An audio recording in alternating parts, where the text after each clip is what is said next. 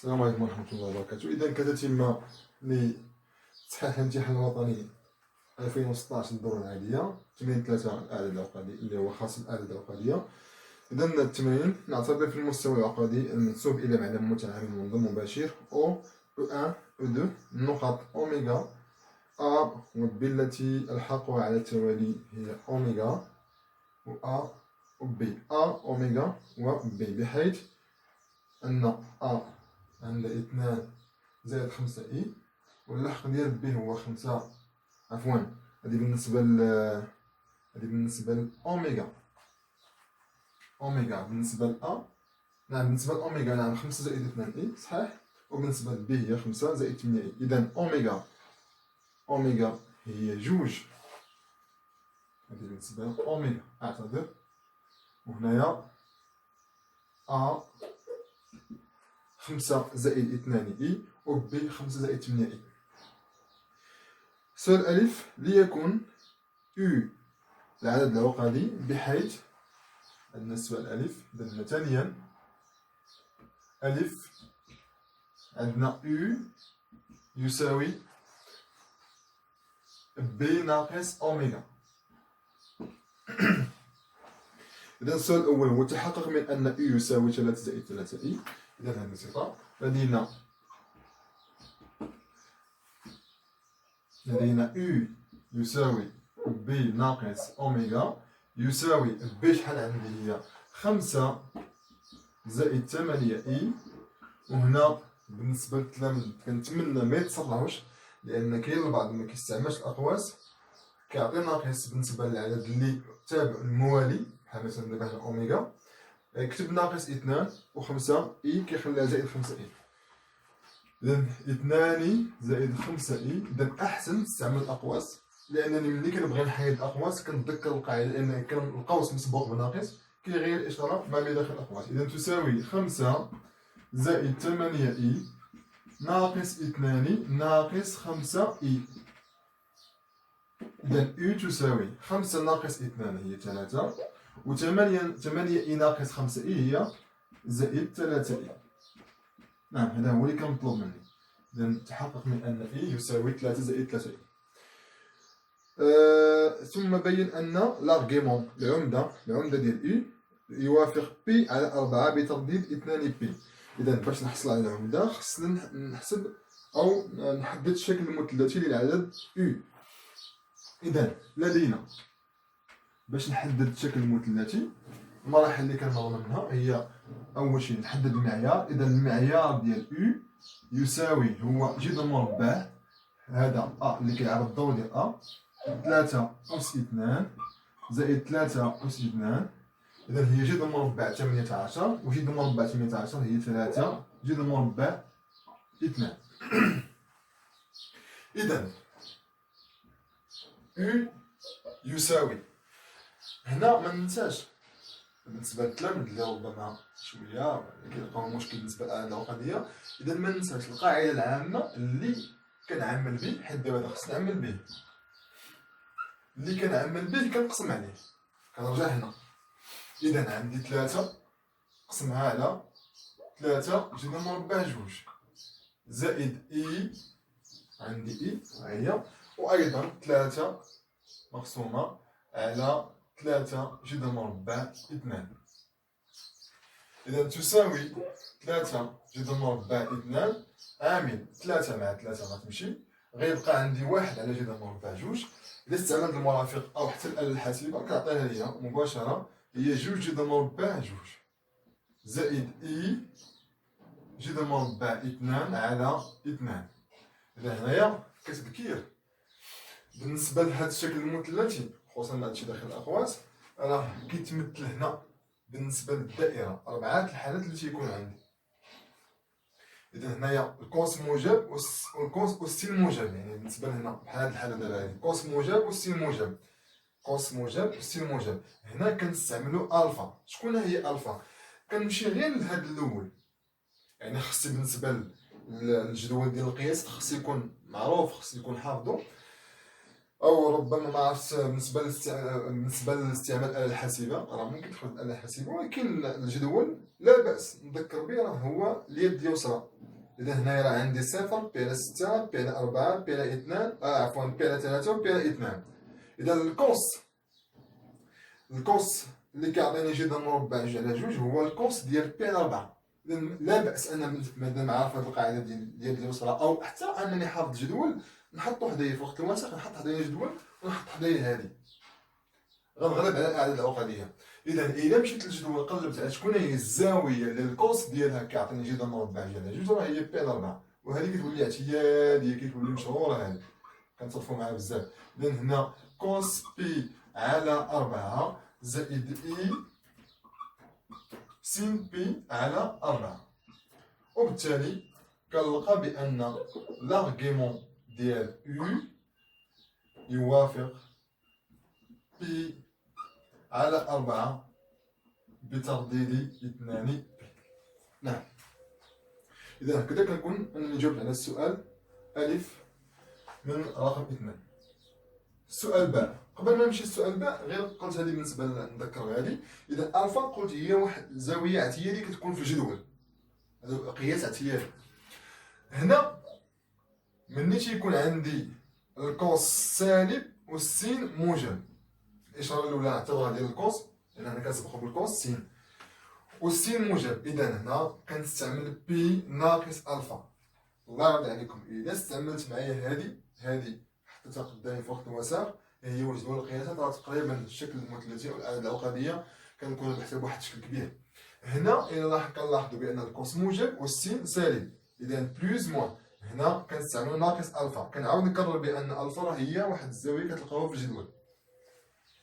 وإلا كان عندي الكوس سالب والسين أيضا سالب هنا كنستعمل بي زائد ألفا. يعني هنا كنحسبهم، هذول كنحسبهم. مثلا عندي بي زائد بي على 3 كنحسبها، مثلا هي 4 بي على 3 مثلا كنحسبها، منخليهاش بحال ما هكذا. إذن السؤال باء حدد عمدة. السؤال باء حدد عمدة للعدد العقدي يو بار، بحيث هنايا عطاوها يو بار يعني راه هو المرافق ديال يو، راه كنعرفو حنا المرافق، ولكن هما ذكرونا بها يو بار يرمز لمرافق عدد يو. إذا لنحدد عمدة للعدد يو بار اللي هو مرافق يو. إذا هنايا كاينه قاعده بالنسبه لهذا الامتحان، هذا الامتحان على الخصوص، هذا الامتحان على الخصوص حطوه يعني بالنسبه للتلاميذ خاصهم ضروري يكونوا دارسين الدرس مزيان. وكنعاود ناكد على هذه القضيه هذه، راه كاينين بزاف التلاميذ بحال اللي كيحفظوا التمارين. هنا يعني كاين اللي غادي يمشي هاد او ارجع على الشكل هنايا او بار، غيكتب او بار هي 3 ناقص 3 اي، وغيمر من هاد المراحل كلها والسؤال راه هو ابسط. نعم غتلقاها صحيحه، ممكن نعم غتلقاها صحيحه، ولكن الاهم هنا هو ربح لي الوقت، لان راه كل سؤال عنده وقت ديالو محدد. ربح لي الوقت لان باقي الداله وباقي بزاف ديال التمارين. اذا عندي قاعده اش كتقول؟ نذكر القاعده كتذكير، زد ليكن مثلا ليكن زد مرافق زد بار، أو ليكن زد بار مرافق زد. راه لارغيمون ديال زد بار توافق ناقص لارغيمون ديال زد بترديد طبعا 2 بي. إذا لدينا بالنسبة للجواب ديالنا لدينا لارغيمون ديال يو بار توافق لارغيمون أو ناقص لارغيمون ديال يو بترديد طبعا ما ننساش بترديد 2 بي. إذا لارغيمون ديال يو هي بي على 4 مع ناقص، إذا هي توافق ناقص بي على 4 بترديد 2 بي. إذا كتلاحظ أنها في سطر واحد. إذا إلا جيت تكتب يو بار كيساوي 3 ناقص 3 إي وهكذا معيار العمدة هنا غنطول شوية. السؤال جيم. إذا نكمل هنا. السؤال جيم. تحقق من أن أو بار اللي هو المرافق ديال أو يساوي أ ناقص أوميغا. تحقق من أن، لنتحقق من أن أو بار يساوي أ ناقص أوميغا. دابا بالنسبة لأو بار أنا راه كنعرف شحال كيساوي أو بار. أو بار راه هو 3 ناقص 3 إي. إذا غنطلق من أ ناقص أوميغا وخصها تخرج لي 3 ناقص 3 إي. إذا لدينا أ ناقص أوميغا تساوي شحال كتساوي أ؟ أ هي 5 زائد 2 إي ناقص، وبالنسبة لأوميغا هي 2 زائد 5 إي. إذا تساوي 5 زائد 2 إي ناقص 2 ناقص 5 إي. 5 ناقص 2 3، جيد. و 2 إي ناقص 5 إي هي ناقص 3 إي. إذا هذا يساوي أو بار. هو المرافق ديال 3 ناقص 3 إي. ثم استنتج أن أوميغا أ كتساوي أوميغا بي، المسافة. والمسافة باش كنعبرو عليها بالنسبة للآلة العقدية هي المعيار. إذا لنستنتج أن المسافة أوميغا أ تساوي أوميغا بي. إذا نعلم أن، شوف قلت لكم هذا الامتحان هذا الغرض منه هو خصني نكون ضابط القواعد ديالي، مراجعة الدرس مزيان، لأن حتى هنايا سهلة. نعلم أن المعيار ديال أو راه كيساوي المعيار ديال أو بار، وهذا ماشي وقت باش أنا نبرهن عليها. البرهان ديالها ساهلة بالطريقة باش كنحسبو المعيار. إذا المعيار ديال أو راه كيساوي المعيار ديال أو بار. شنو هو المعيار ديال أو؟ هو المعيار ديال بي ناقص أوميغا. هو المعيار ديال بي ناقص أوميغا. وشكون هو المعيار ديال بي بار ديال أو بار؟ هو المعيار ديال أ ناقص أوميغا. إذا اللحق ديال بي، عفوا بي صغيرة هي اللحق ديال بي. إذا زد بي ناقص زد أوميغا كيساوي المعيار ديال زد أ ناقص زد أوميغا. المعيار ديال زد بي ناقص زد أوميغا هي المسافة أوميغا بي يساوي المسافة أوميغا. إذا هنايا ما كاين لا حساب لا والو. نعم، قلت لأن كاين اللي كيلقى تعثر يعني في استعمال هاد الفقرات ديال الدرس. راه ممكن المعيار ديال أو راه حسبناه هو 3 جذر مربع 2. ممكن نحسب المعيار ديال أو بار باستعمال هذه اللي هي أيضا 3 زائد، يعني ما ننساش ماشي كاين ناقص هنا ندير ناقص، زائد دائما زائد الوسط ناقص 3 أس 2 حتى هي 3 أس 2 تساوي 3 جذر مربع 2. ممكن نستعمل هذه الطريقة، ولكن أنا كيبان لي هذا أفضل. كنبين للمصحح بأننا ما عارف شنو كندير، واستعمال فقرات الدرس وكتكون أسرع. نعم، وأن قال لي وأن نبينو بأن الارغيمون اللي هي العملة ديال بي ناقص أوميغا. إذا نمسح هاد السبورة هنا.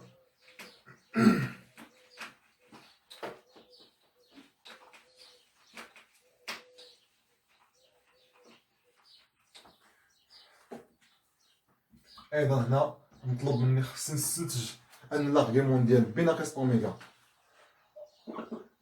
الارغيمون ديال بي ناقص أوميغا على أ ناقص أوميغا هذه توافق بي على 2 بترديد 2 بي. إذا لدينا l'argument ديال بي ناقص أوميغا على أ ناقص أوميغا هذه توافق l'argument ديال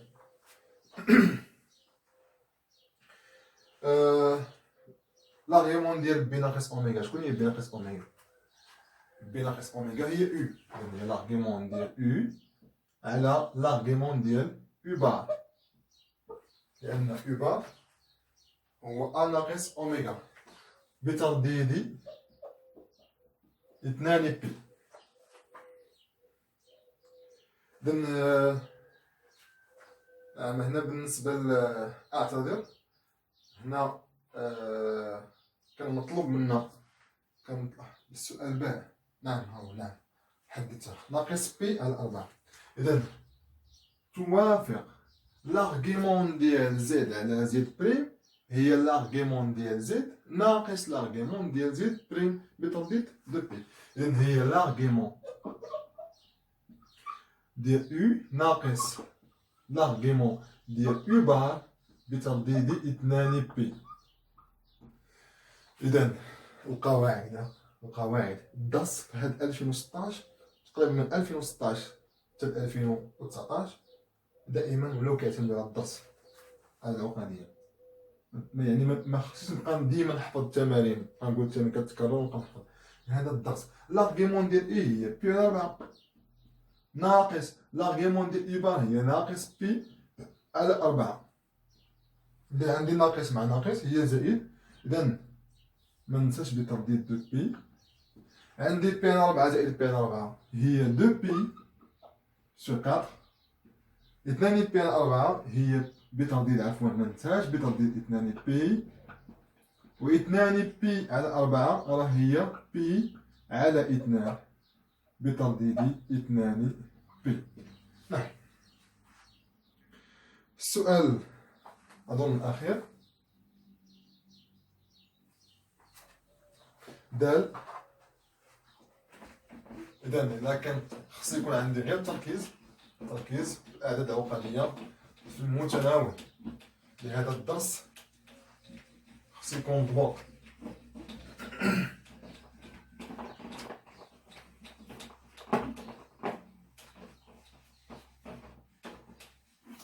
إذا السؤال دال هو لقينا نعتبر الدوران R الذي مركزه دوران R الذي مركزه أوميغا وزاويته بي على 2. حدد صورة النقطة A بالدوران R. إذا شكون هي هذه النقطة هذه؟ حنا ما كنعرفش. إذا بصفة عامة لدينا الكتابة العقدية للدوران هي زد بريم، اللي هي النقطة اللي كنقلب عليها، زد بريم ناقص أوميغا اللحق ديال أوميغا يساوي إكسبونسيل إي زاوية الدوران هي بي على 2 عامل لزد ناقص أوميغا. نعم. إذا كنقلب على واحد الصورة ديال أ. إذا هنا غيكون عندي زد أ. إذا زد بريم تساوي إكسبونسيل إي بي على 2. هذا هو الترميز الأسي ديال الشكل المثلثي. إذا هي المعيار واحد هنايا. إذا هي كوس بي على 2 زائد إي سين بي على 2 عامل زد أ هي أ صغيرة ناقص أوميغا في أو زائد هاد أوميغا تمشي لجهة أخرى هي أوميغا. إذا كوس بي على 2 صفر وسين بي على 2 واحد.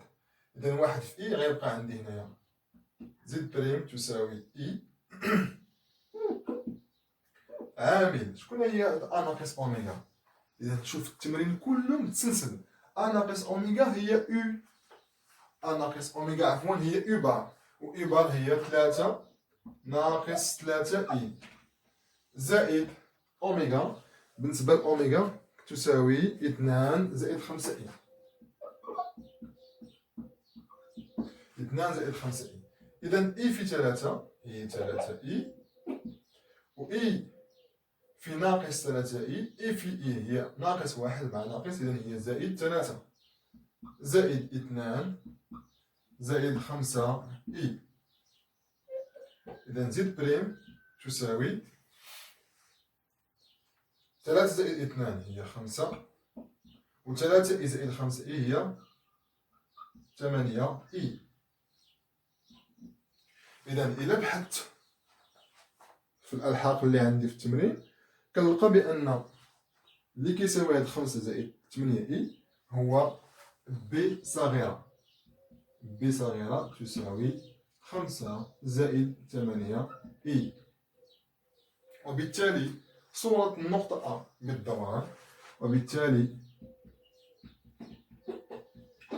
صورة النقطة أ بالدوران R هي بي. نعم، انتهى التمرين. كنتمنى ان شاء الله يكون هذا الفيديو على من الاعجاب ديالكم وتكونوا استفدتوا منه كثير، وما تنساوش ان شاء الله الاشتراك في القناه ديالنا. شكرا لكم.